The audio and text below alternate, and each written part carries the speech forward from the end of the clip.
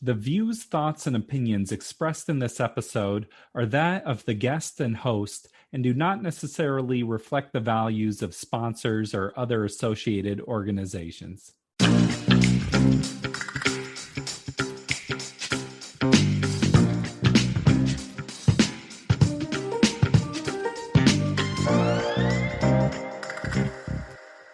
Welcome to The Parental Compass by Family Education and Support Services. I am your host, Bobby Williams.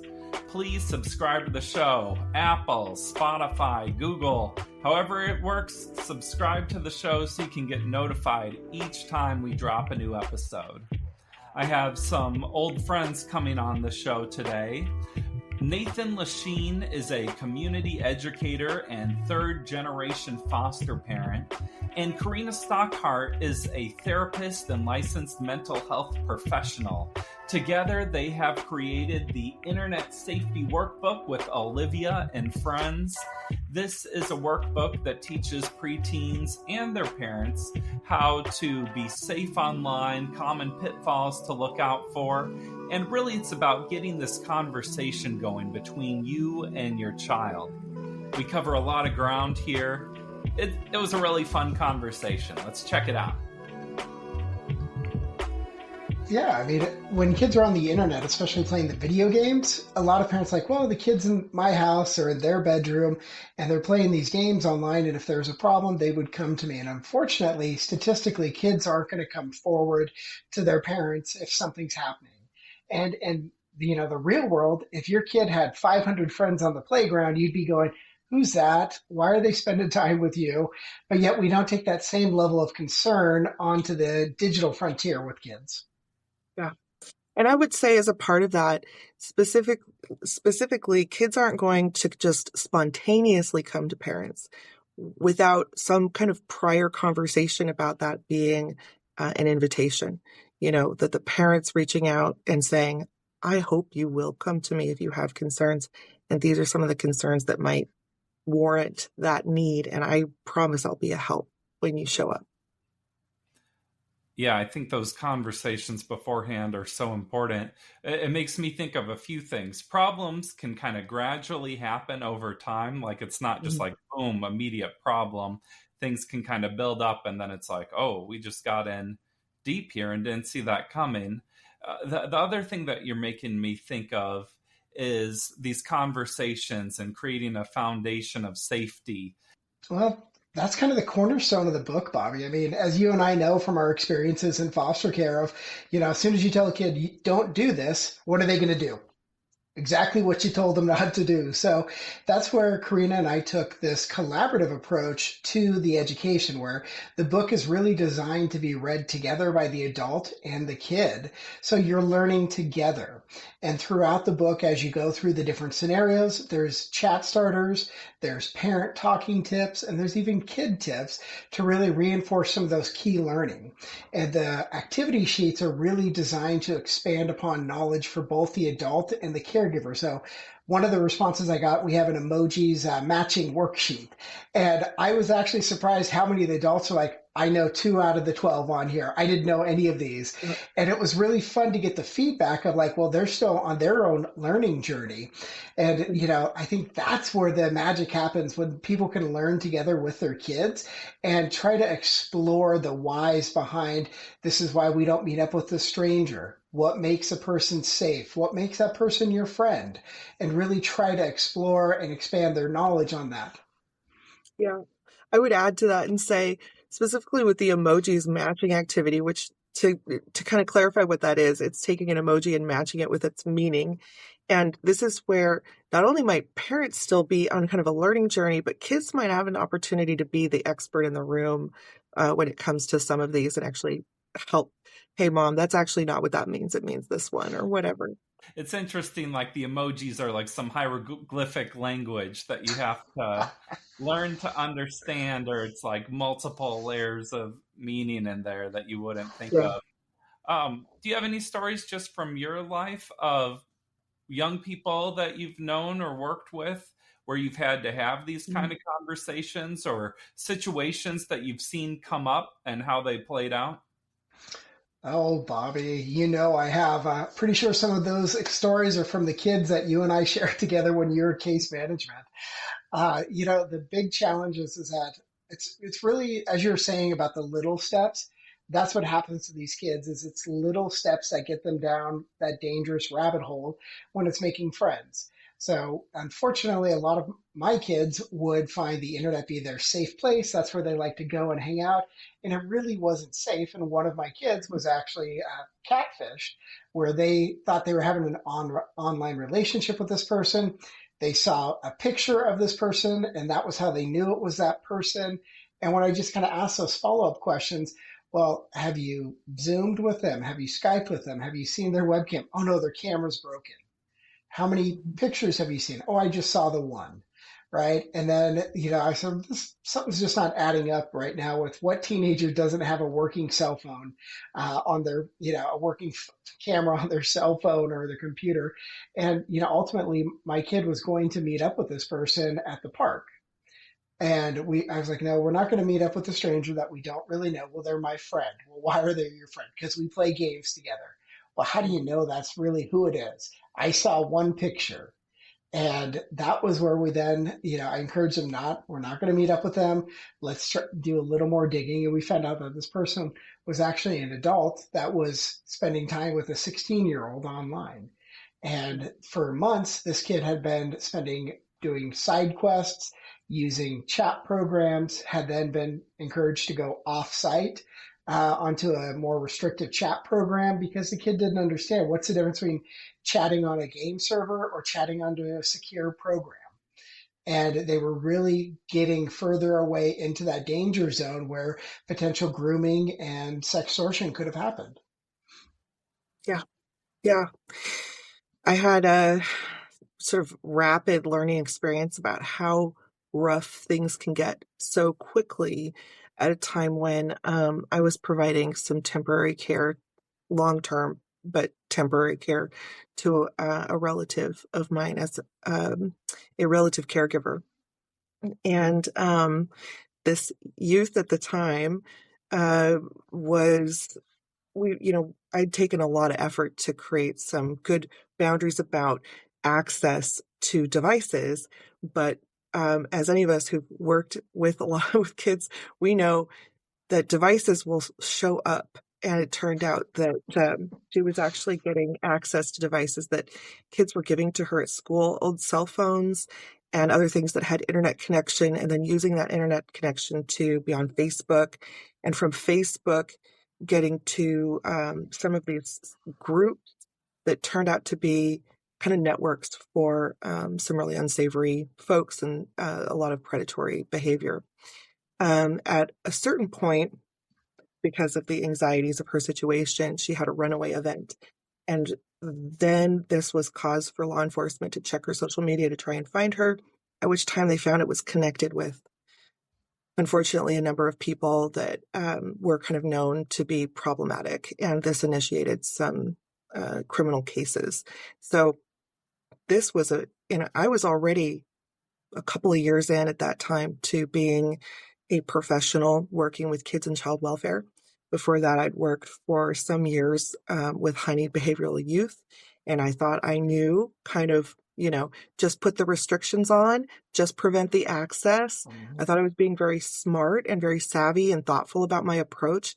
I'd had a conversation with her about, probably many, but it was really coming from a place of just don't do this. There's a lot of danger, and kind of focusing on the risks, but not the decision. How do you know it's a risk? And what, getting more of a Socratic approach, and empowering her to really have a sense of when she would need to step in and take action for herself, when to involve me, a promise that I would hear her and support her through, rather than confront her.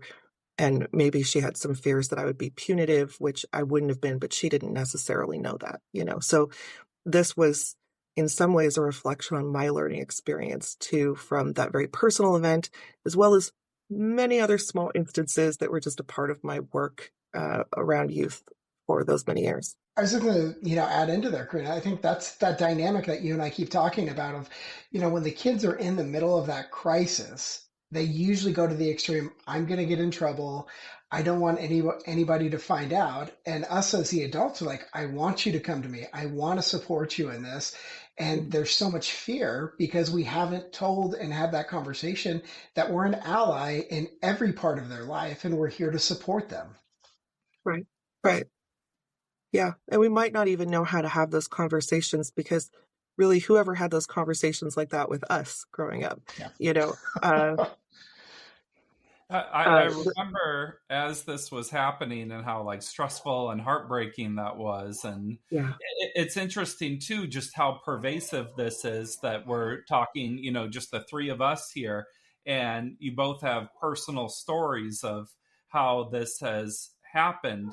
I think a lot of times it can seem just like this abstract idea of like that happens to someone else, but it's like, well, look how common it is just in this interview here. And also, when there's a will, there's a way. So it's like no devices. They find devices, no social media. So it's like that foundation of trust and support is so pivotal.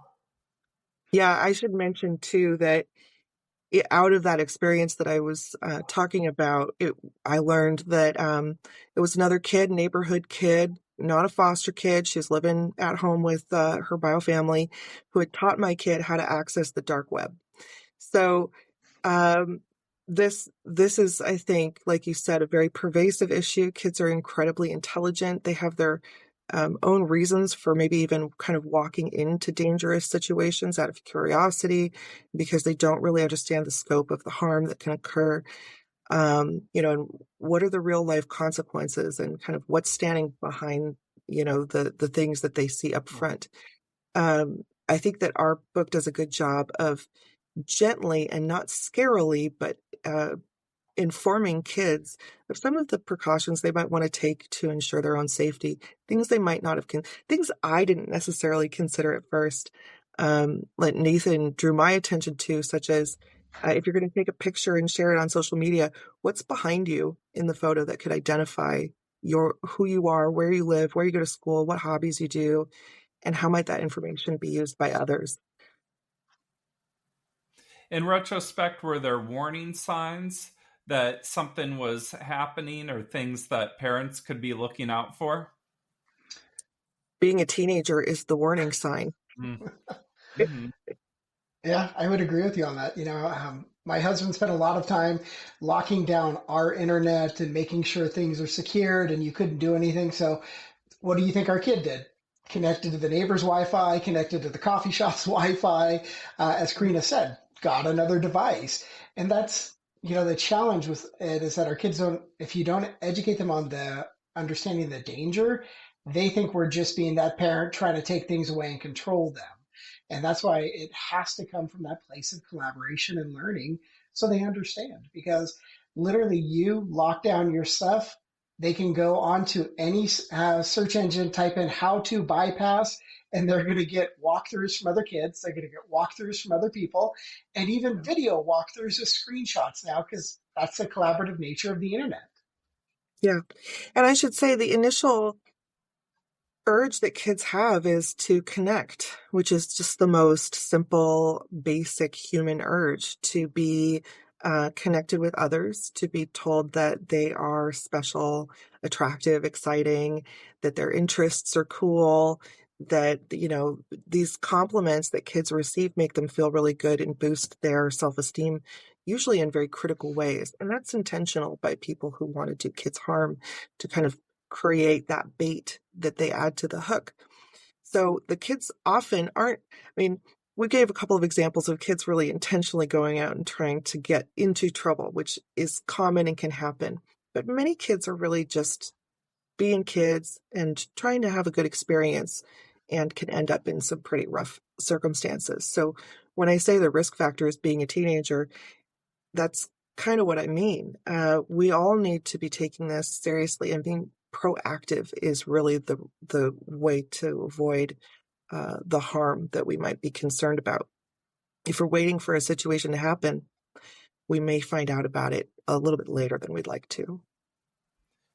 In your book, you talk about an internet safety usage contract. Can you explain that concept to me? Yeah, that's actually kind of the culmination and the ending of the book is for the caregiver and the child to put together a specific contract for usage. So within that contract, you're all coming together on exactly what I can and can't share, how I can meet up with people or not meet up with people, the family expectations. Because so many people say, well, don't give out your name or address. Well, as if I give out a picture of me in my bedroom, potentially my name's in the background. Potentially I have the geotagging data on and I just gave out my address. Yeah. So having that contract and having that conversation becomes pivotal. And that's what the book is all about, building up to this contract that the family is able to utilize. We have a template in the back of the book, plus the blank pages, so you can fill out your own and then pull that out of the book. And now that becomes kind of your permanent usage agreement to ensure that the kid knows exactly what the expectations are. Because if you say don't share your name or your address, pictures give that out. Maybe you didn't tell them don't share what school you go to.